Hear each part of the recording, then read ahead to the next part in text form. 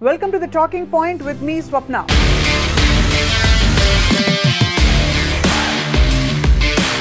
ఈ రోజు రేపు యువత అంతా సోషల్ మీడియాలో తలకాయలు బద్దలు కొట్టుకుంటున్నారు. పార్లమెంట్ సమావేశాలు మొదలయ్యాయనో తెలుగు రాజకీయాలు వేడెక్కాయనో కాదు, వానాకాలం కాబట్టి ఆరోగ్య సమస్యలు వచ్చి పడతాయని ఏమాత్రం కానే కాదు. వీటిని కూడా పట్టించుకోవడం లేదు నిజానికి ఎవరు కూడా. యువత ఎవరిని కదిలించినా కూడా ఒకే నామస్మరణ, అదే ఆఫ్ కోర్స్ కల్కి సినిమా.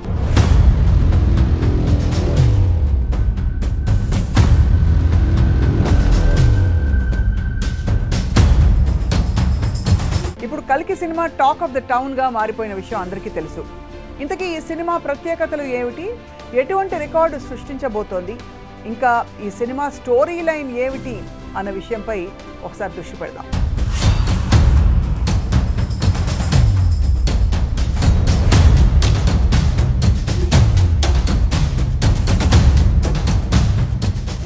ఇటీవల కాలంలో హీరో ప్రభాస్ పాన్ ఇండియా కథానాయకుడిగా మంచి పేరు తెచ్చుకున్న విషయం అందరికీ తెలుసు.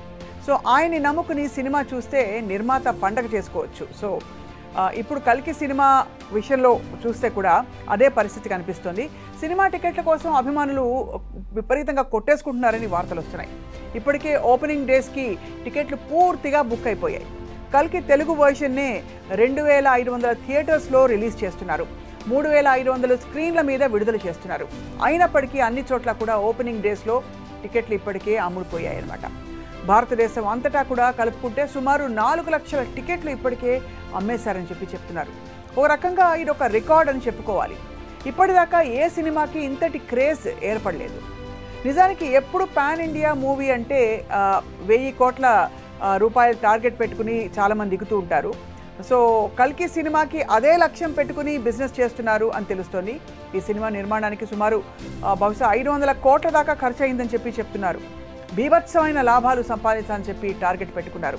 ఆ టార్గెట్ని రీచ్ కావాలి అంటే మొదటి రోజు ఓపెనింగ్ కలెక్షన్ అద్దరిపోవాలి.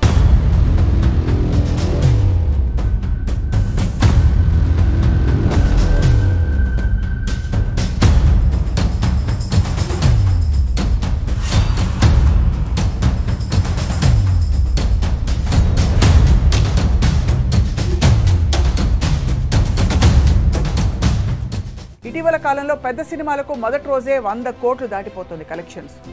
చాలా వరకు ప్రభాస్ సినిమాలకు మొదటి రోజు 100 కోట్లు వచ్చేస్తున్నాయి. కానీ ఈ సినిమాకి 200 కోట్లకు పైగా సంపాదించాలని చెప్పి లెక్కలు వేస్తున్నారు.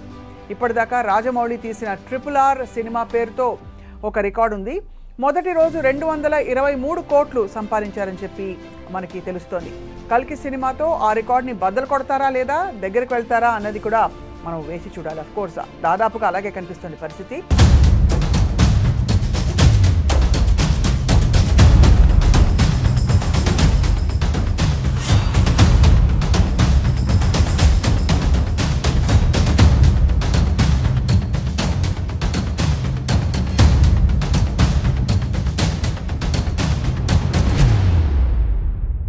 ఇక సినిమా విషయానికి వచ్చినట్లయితే ఇంకా ఎన్నెన్నెన్నో ప్రత్యేకతలు కనిపిస్తున్నాయి. పాన్ ఇండియా హీరో ప్రభాస్ మొత్తం శక్తిని కేంద్రీకరించి తీస్తున్న సినిమా ఇది. పైగా ఇద్దరు దిగ్గజాలు అంటే పక్కనే ఉన్నారన్నమాట. అమితాబ్ బచ్చన్ అండ్ కమల్ హాసన్ ఈ సినిమాకి ప్రత్యేక ఆకర్షణగా వీళ్ళు నిలిచారు.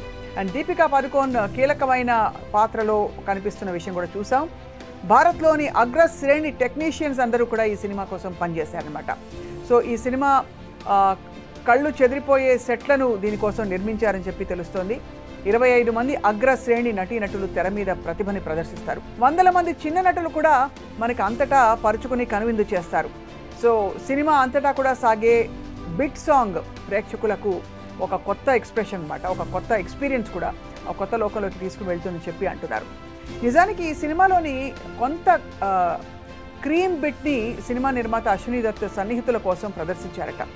సినిమా ఏమిటి అంటే సినిమా రాజకీయ రంగాలకు చెందిన ప్రముఖులు ఈ సినిమా బిట్ వీక్షించి వాళ్ళలో వాళ్ళు మాట్లాడుకున్నారు. అందులోనే ఒక రాజకీయ ప్రముఖుడు ఈ సినిమా గురించి సన్నిహిత జర్నలిస్ట్తో వివరాలు పంచుకున్నారు. చెప్తున్న సమాచారం ప్రకారం అయితే ఈ సినిమా ఒక చారిత్రక నేపథ్యంలో సాగుతుంది. మహాభారత కాలంలో సినిమా కథ మొదలవుతుంది. మహాభారత యుద్ధంలో కనిపించే అశ్వత్థామ పాత్ర కీలకంగా నిలుస్తుంది. హిందీ సూపర్ స్టార్ అమితాబ్ బచ్చన్ ఈ పాత్ర పోషించారు.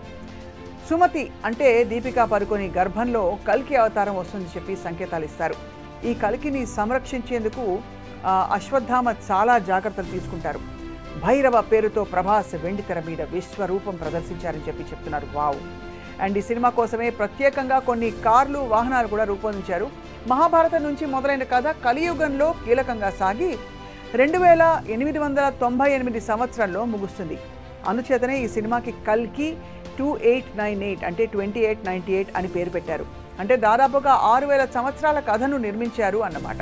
మొత్తంగా విష్ణుమూర్తి 10వ అవతారమైన కల్కి ఎలా వస్తాడు, భూమండలం మీద దుష్ట శిక్షణ, శిష్ట రక్షణ ఎలా చేస్తాడు అనేదే ప్రధానమైన కథ. కాలగమనానికి అనుగుణంగా ఇందులో 9 రకాల యుద్ధ రీతులను చూపించినట్లు చెప్తున్నారు.